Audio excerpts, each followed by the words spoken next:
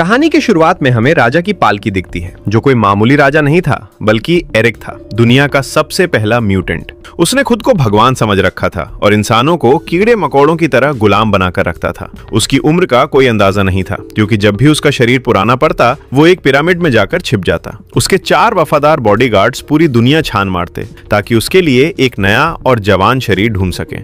इस बार वे एक ऐसे म्यूटेंट को पकड़ कर लाए जिसके पास सेल्फ हीलिंग की गजब की पावर थी। एरिक के पास ढेरों शक्तियां थीं, क्योंकि वो जिस भी नए शरीर में जाता उसकी पावर भी चुरा लेता। आत्मा बदलने का रिचुअल शुरू हुआ जैसे ही पिरामिड से कपड़ा हटा, एक सुनहरी रोशनी जल उठी और पिरामिड के अंदर आत्मा बदलने का मंत्र शुरू हुआ। इस वक्त एरिक अपनी सबसे कमजोर हालत में था। इसी मौके का फायदा उठाकर बरसों से जुल्म सह रहे गुलामों ने विद्रोह कर दिया। उन्होंने पिरामिड के बड़े बड़े पत्थरों को रोकने वाली लकड़ियों को काट दिया। भारी भरकम पत्थर तबाही मचाते हुए नीचे गिरने लगे। अंदर भगदड़ मच गई। एरिक के बॉडीगार्ड्स ने गद्दारों को रोकने की कोशिश की और शुरू हुआ महाभारत। एक पल के लिए बॉडीगार्ड्स उन हमलावरों पर भारी पड़ते दिखे। उन्हें जला जला के भून दिया और जब एक हमलावर ने हमला किया तो अपनी टेलीकाइनेसिस से मरोड़ कर रख दिया। लेकिन तब तक बहुत देर हो चुकी थी। बाहर से विद्रोहियों ने पिरामिड पर हमला कर दिया, जिसे पिरामिड ढहने लगा। एरिक को बचाने के लिए उसके चारों बॉडीगार्ड्स ने अपनी पूरी जान लगा दी और मलबे के नीचे दब गए,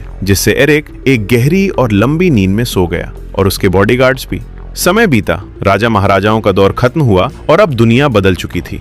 आज म्यूटेंट्स और आम लोग साथ तो रहते हैं, लेकिन म्यूटेंट्स की जिंदगी नर्क बनी हुई है। उन्हें नीची नजर से देखा जाता है और लोग उन्हें अपने फायदे के लिए मोहरों की तरह इस्तेमाल करते हैं। अपने लोगों को बचाने के लिए सारा एक ऐसे अंडरग्राउंड बॉक्सिंग जिम में पहुंचती है जहां म्यूटेंट्स को आपस में लड़ाया जाता था। रिंग के बीचों बीच एलेक्स खड़ा था, जिसके पास विशाल पंख थे।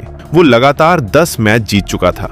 उसका अगला मुकाबला मार्क से था, जिसे एक सर्कस के मालिक ने जानवरों की तरह पिंजरे में बंद कर रखा था। बेचारा मार्क डरा हुआ था, जिसे देखकर एलेक्स ने सोचा कि ये तो आसान शिकार है। एलेक्स ने तुरंत हमला बोल दिया ताकि मैच जल्दी खत्म करके आराम कर सके, लेकिन मार्क इतना फुर्तीला था कि वो पलक झपकते ही एलेक्स के वार से बच गया। खेल अब शुरू हुआ था। रिंग के अंदर मार्क घबराया हुआ था। उसने अपनी जादुई शक्ति टेलीपोर्टेशन से गायब होकर भागने की कोशिश की, लेकिन पूरे पिंजरे के ऊपर हाई वोल्टेज बिजली की तारें बिछी थी। एलेक्स बार बार उस पर झपट रहा था, पर मार्क सिर्फ खुद को बचा रहा था, लड़ नहीं रहा था।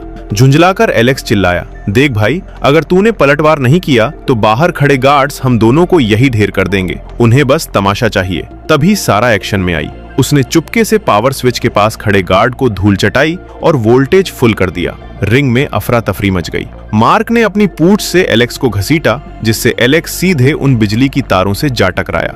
जोरदार धमाका हुआ और एलेक्स के खूबसूरत पंख जलकर राख हो गए। मार्क ने माफी मांगनी चाहिए, पर एलेक्स गुस्से से पागल हो चुका था। इससे पहले कि वो हमला करता, शॉर्ट सर्किट हुआ और तारें टूट गईं और एलेक्स ऐसे मौके को जाने नहीं दिया और अपने प्यारे पंखों को हिलाते हुए वहां से भाग निकला।